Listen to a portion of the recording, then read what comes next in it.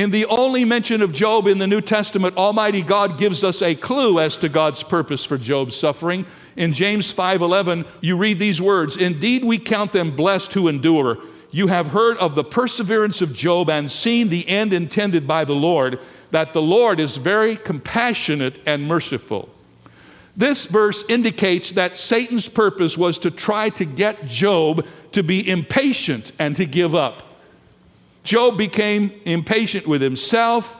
Later on, he becomes a little impatient with his critical friends, but he never lost faith in his God. Though he did not know what God was doing, he did not know what he could do about what God was doing, he did know that he could trust God.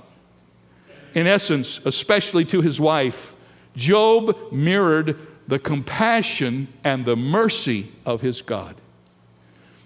How many of you know that when you're going through tough times, one of the things you really need more than anything else is patience? When you're under pressure and you feel the weight of the pressure, if you're not careful, you're flying off in every direction and you're ending up acting in a way that you don't normally act. By the way, did you know that the only way you can learn patience is through going through trials? I didn't make that up. Over in the book of James, chapter 1, verses 2 and 3, it says it just as clearly as it can be said. Listen to this. "My brethren, count it all joy when you fall into various trials, knowing that the testing of your faith produces patience." So here's some advice from your pastor. Don't pray for patience, because if you do, you will get tribulation. That's how God gives patience to his people. Horatio Spafford was a very prosperous senior partner of a successful law practice. Prosperous and successful, that is, until the Great Chicago Fire, which destroyed much of his wealth, along with most of the city of Chicago. Horatio remained in Chicago after the fire to finish a case that was pending, and his family set out for Paris. He was to join them later.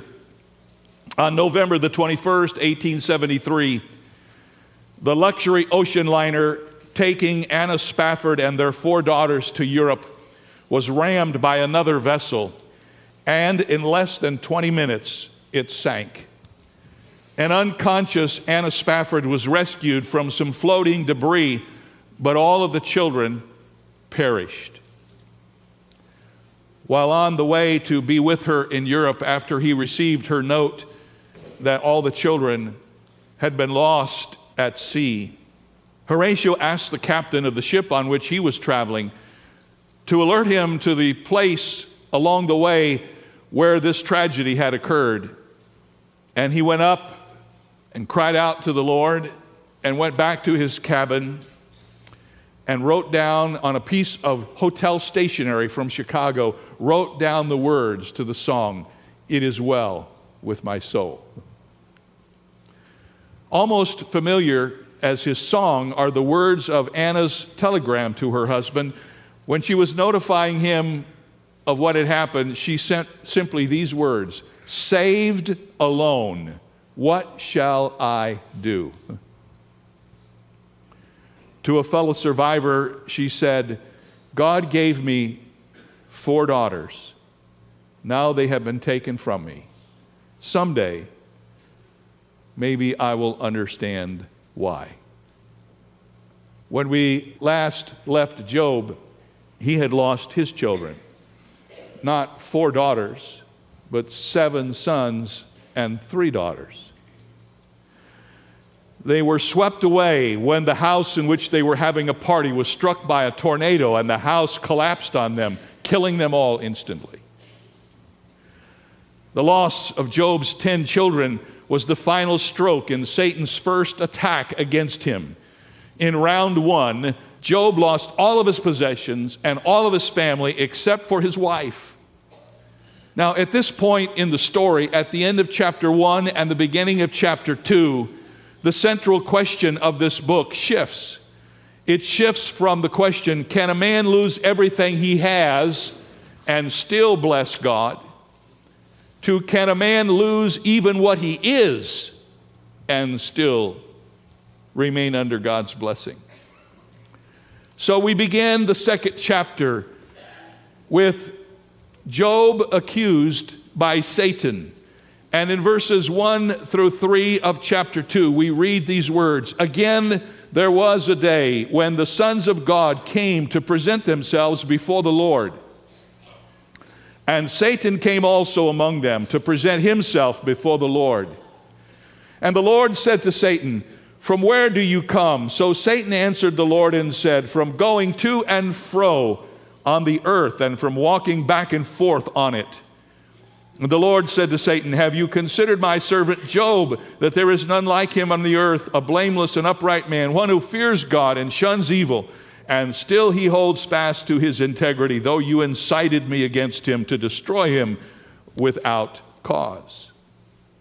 Using the same words that we are familiar with from the first chapter, we are told that Satan returns and is in the presence of Almighty God along with God's ministering angels.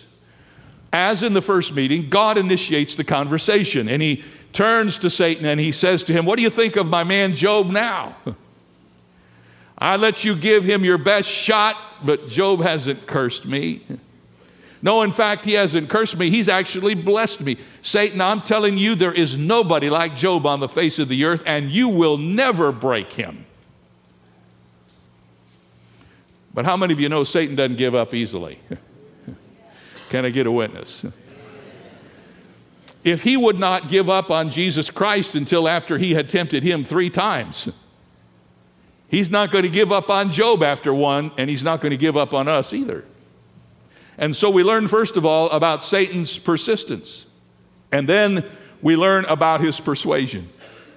In verses 4 and 5, we read these words, "And Satan answered the Lord and said, 'Skin for skin. Yes, all that a man has he will give for his life. But stretch out your hand now and touch his bone and his flesh, and he will surely curse you to your face.'" Satan says to God, "God, I went as far as you let me go. I took away Job's possessions and I took away his family, but that's all you allowed me to do. Job still has his health, God. And because of that, he can get another family and he can start another business. But I'll tell you what, Lord, if you let me touch his health, he will curse you to your face." He's accusing Job of sacrificing his children, his animals, and his servants in order to preserve his own hide. Satan was convinced that Job would give all he had for his own life. In other words, Satan is saying that Job only loves God because God protects him and keeps him healthy. So he says, "God, you let me take away Job's health? That'll be it. He'll curse you then, Lord. He'll curse you to your face." And so we move from Satan's persistence and his persuasion to his permission. Notice verse 6, "And the Lord said to Satan, 'Behold, he's in your hand, but spare his life.'"